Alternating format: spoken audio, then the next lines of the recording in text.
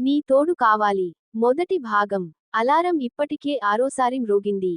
ఇంకా స్నూజ్ చేస్తూ పడుకుంటే ఆఫీసుకి లేట్ అవుతుందని. ఎలాగో అలా మెల్లిగా లేచి నిల్చున్నాడు శ్రీధర్. లేవగానే తల దిమ్ముగా అనిపించింది. రాత్రి కొంచెం తక్కువ తాగితే బాగుండు అనుకున్నాడు. టైం 8 దాటింది. 9 గంటలకల్లా ఆఫీసులో ఉండాలి. బెడ్ పక్కకు ఖాళీ సీసాలు, నమిలి పడేసిన నాన్వెజ్ ఎముకలు చిందరవందరగా పడున్నాయి. నా కొడుకులు తాగడం, వెళ్ళిపోవడం. ఇదంతా ఎవడు సర్దుతారు అనుకున్నాడు. తనకు ఉన్న క్లోజ్ ఫ్రెండ్స్ ఇద్దరు మాత్రమే. వాళ్ళిద్దరికీ పెళ్లిళ్ళు అయిపోయాయి. శ్రీధర్ ఒక్కడే బ్యాచిలర్గా ఉన్నాడు. అందుకే వీకెండ్ రాగానే ముగ్గురూ కలిసి శ్రీధర్ రూమ్ లోనే తాగుతారు. చాలా రోజుల నుండి ఇది జరుగుతుంది. అంతా సర్దేసి హడావిడిగా రెడీ అవ్వడం మొదలు పెట్టాడు. శ్రీధర్కి 33 ఏళ్లు.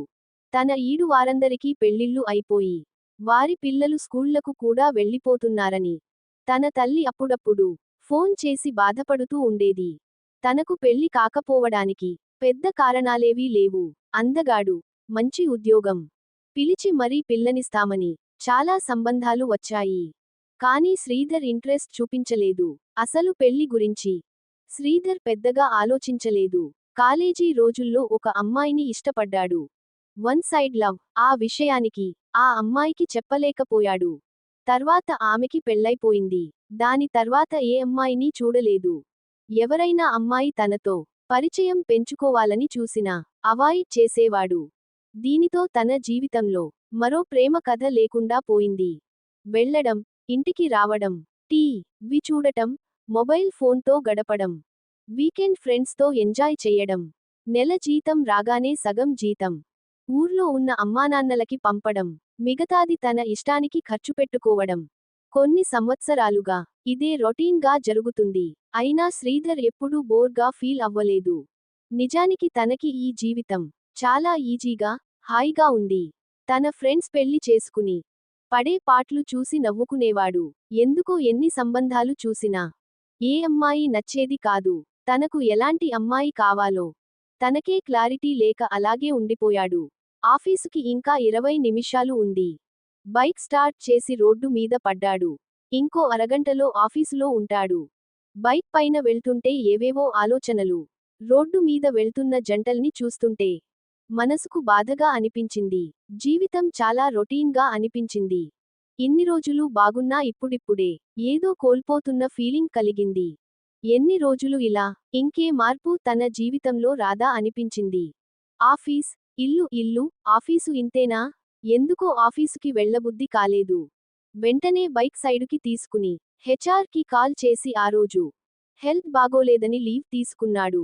పక్కనే ఒక చిన్న టీ కొట్టు ఉంటే టీ తాగుతూ ఒక రాయి పైన కూర్చున్నాడు. ఆ టీ కొట్టు ముందు ఒక డిగ్రీ కాలేజీ ఉంది. స్టూడెంట్స్ అందరూ అప్పుడే కాలేజీకి వెళ్తున్నారు. సరదాగా జోకులు వేసుకుంటూ ఎంజాయ్ చేస్తున్న వాళ్లను చూస్తుంటే జీవితంలో ఏదో కోల్పోయినట్టు అనిపించింది.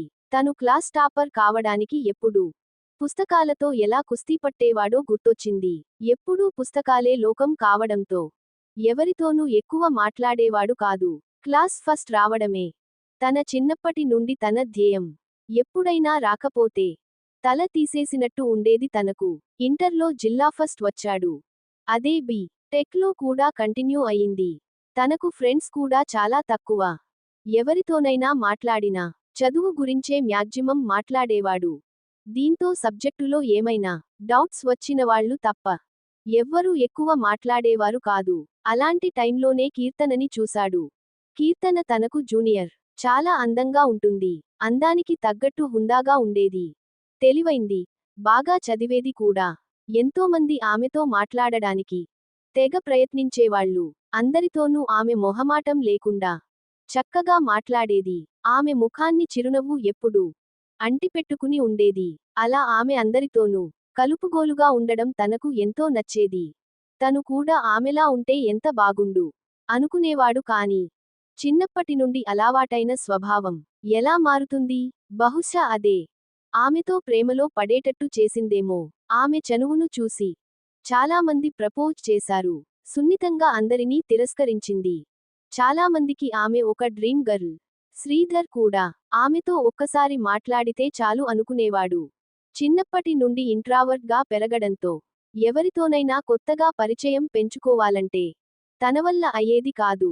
ఇంకో విషయానికి ఏంటంటే ఆ అమ్మాయి వాళ్ళ ఇల్లు శ్రీధర్ ఇంటి దగ్గరే అయినా కూడా కనీసం పేరు కూడా పరిచయం చేసుకోలేకపోయాడు. దూరం నుండి చూసి సంతోషపడడం తప్ప తన చదువు, తన పుస్తకాలు అదే లోకం.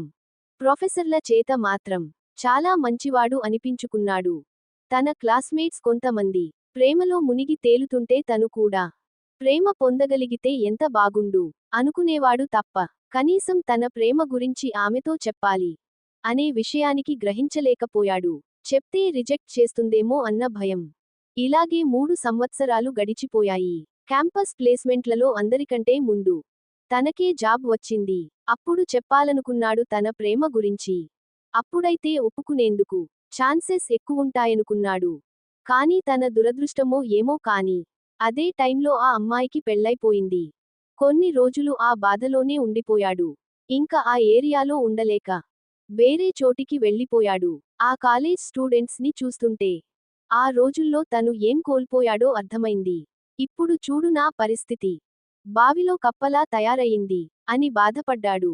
కనీసం అందరిలా పెళ్లి చేసుకోవాలన్నా భయపడే పరిస్థితి వచ్చింది. వచ్చే అమ్మాయి ఎలాంటిది వస్తుందో అని. ఏదైనా ఫంక్షన్ కు వెళ్ళినా పెళ్ళెప్పుడు అనే మాటలు వినలేక చుట్టాలని కలవడమే మానేశాడు. ఊరికి వెళ్ళాలంటేనే భయమేసేది. లైఫ్ అంతా ప్రశాంతంగానే ఉన్నా జీవితంలో ఏదో శూన్యం ఆవరించినట్టు అనిపించింది. ఇంకా ఎన్ని రోజులు ఇలా? ఇప్పుడైనా తన జీవితంలో మార్పు రావాలి. అనవసరమైన భయాలన్నీ వదిలేయాలి అని నిర్ణయించుకున్నాడు. వెంటనే ఇంటికి ఫోన్ చేసి పిల్లని చూడమని చెప్పాడు. వారం రోజుల్లోనే మంచి సంబంధం వచ్చింది. అమ్మాయి బాగా చదువుకుంది. అందంగానే ఉంది. మంచి ఉద్యోగం కూడా చేస్తుంది. పైగా ఆమె తండ్రి చిన్నపాటి రాజకీయ నాయకుడు.